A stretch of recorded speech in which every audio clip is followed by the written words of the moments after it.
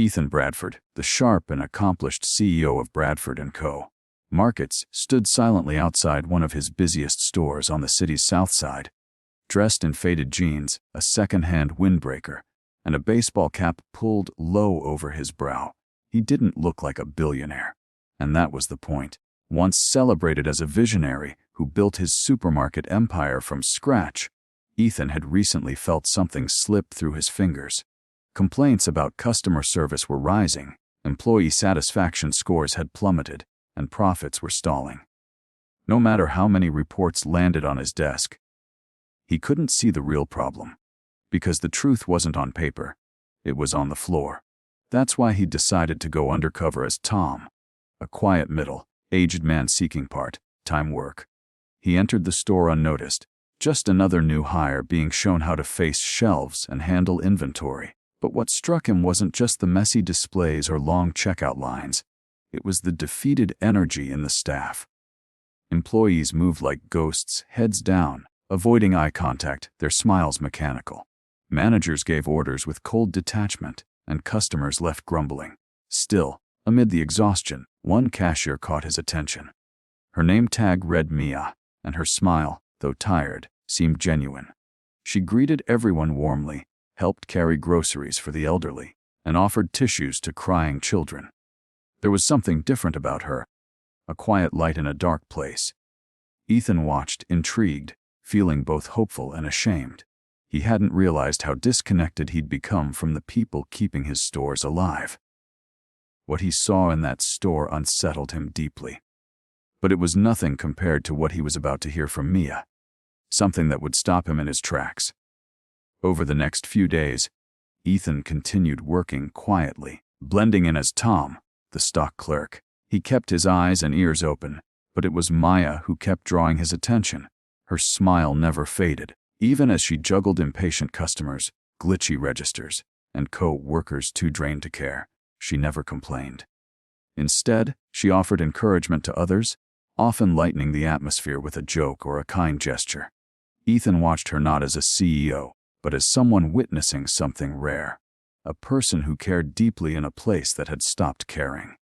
One afternoon, while Ethan stocked canned soup on the nearby aisle, he overheard Mia speaking softly to a new trainee. "I know this job doesn't seem like much," she said, scanning a customer's groceries with practiced ease.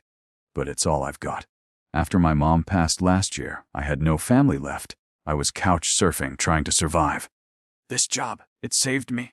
It gave me a reason to wake up. Some days, I feel like I'm invisible. But if I can make one person smile, it means I still matter." Ethan's hands froze mid-stack. Her words hit him like a wave. She wasn't just ringing up groceries.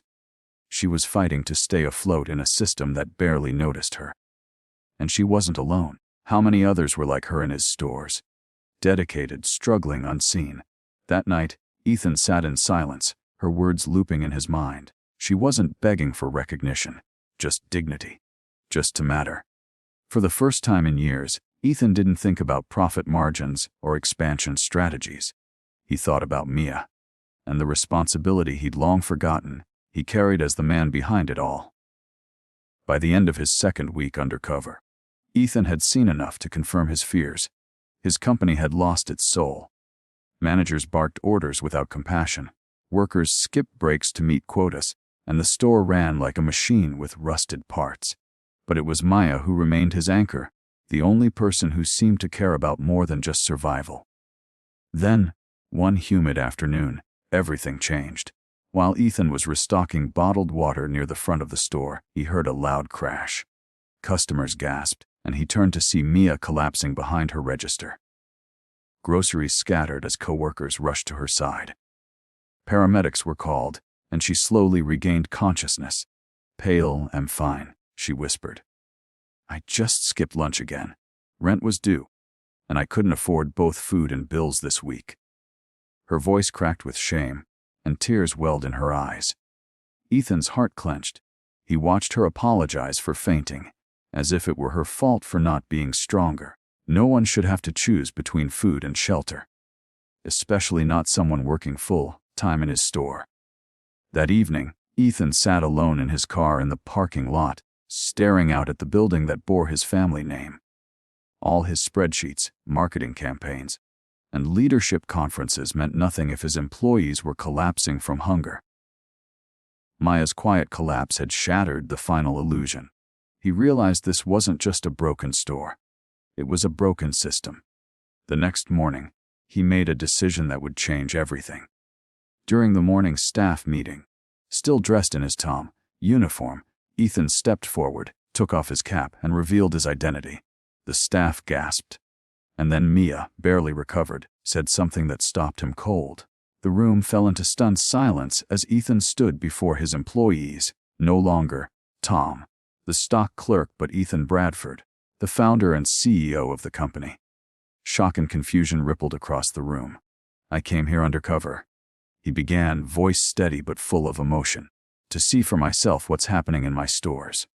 What I saw broke my heart." He paused, then turned to Mia, whose pale face was now tinged with disbelief. No one should have to collapse from hunger while working full-time. No one should feel invisible. Before Ethan could continue, Mia stood up, her voice trembling but clear. "Then change it," she said. "Start treating us like human beings, not cogs in a machine. We work hard. All we want is to be seen, to be valued. We give our best every day, but no one gives anything back." Her words echoed through the room like a thunderclap, silencing every whisper. Ethan was floored by her courage. He nodded slowly. "You're right. Starting today, everything changes." In the weeks that followed, Ethan kept his promise. He stayed on site, met individually with employees, and overhauled management. Break policies were enforced, wages were increased, and an employee wellness program was launched. Mia was promoted to customer care supervisor, not as charity but because of her heart, her resilience, and her leadership. Across the country, Ethan rolled out the same changes in every Bradford & Co. store. Months later, during a grand reopening, Mia spoke to a crowd of workers and customers.